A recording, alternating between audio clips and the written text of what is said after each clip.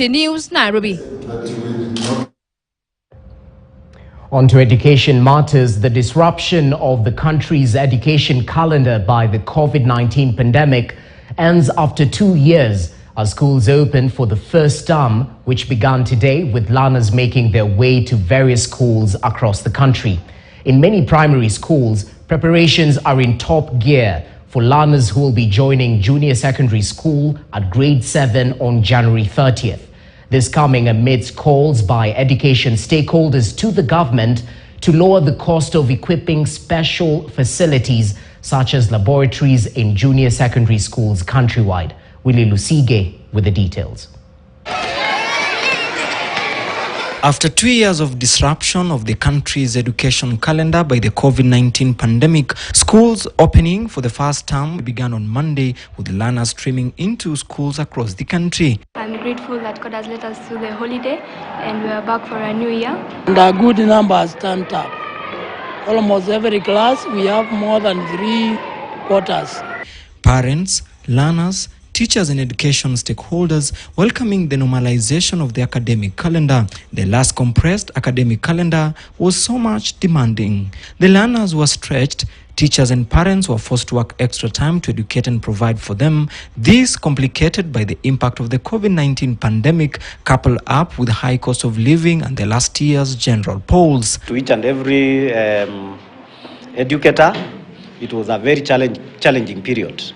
That we were given very short period to prepare most of the candidates. There is enough time for the teachers to handle the children, give them work, mark the work, and assess, because CBC is all about assessment. Parents say they will have enough time while learners will be undertaking their long holidays to be able to plan on how to pay fees and provide basic needs on time. Now the term is a little bit long. It's not short like during the COVID time. Yeah, most parents, I think they will manage. Teachers and learners have also celebrated the return to the normal academic calendar. This year's Class 8 candidate in the last 844 cohort believe they will have enough time to prepare for the final examination. This time round, we are going to get adequate time to prepare learners ready to finalize their last years of education, most of the candidates, adequately. It's very long, which we are grateful for because we have more time to revise and learn new things as Class 8.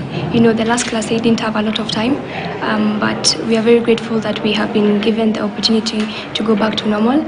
Even though many parents have been confronted by harsh economic times and rising cost of living, many agree that the long December holiday gave them enough time to prepare. It's a little bit expensive, kutayarisha mtoto kumleta shule, because you know the cost of the books, the fees.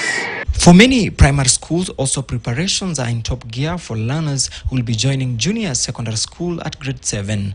A spot check by KTN News in some schools was met with a beehive activities as schools continue to build laboratories and computer labs to cater the new grade 7 learners who will be joining different primary schools across the country from 30th. We are already set and prepared for junior secondary.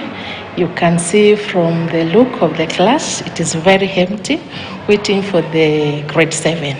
We have done a new staffing for new teachers who will handle the children, and we were considering those who are compliant with the CBC and also those who had trained in CBC. Most schools we visited had enough classrooms for junior secondary schools and new staff.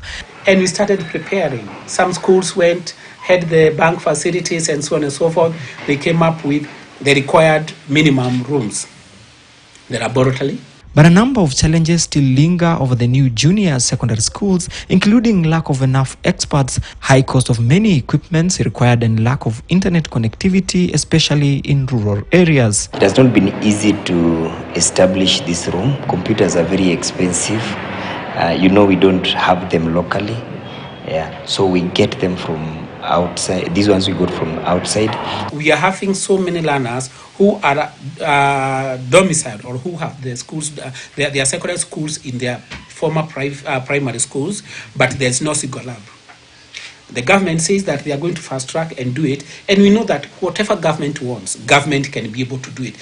At the same time, many parents are appealing to the government to consider reducing school fees for secondary school education. So many parents are still optimistic that now that the government has resumed the normal academic calendar, that it will be easier for them to plan and even pay fees, contrary to what happened after the academic calendar changed because of the outbreak of COVID-19. Willie Lusige, KTN News, Tasia School in Nairobi. After the long school holidays, the first term of this year begins.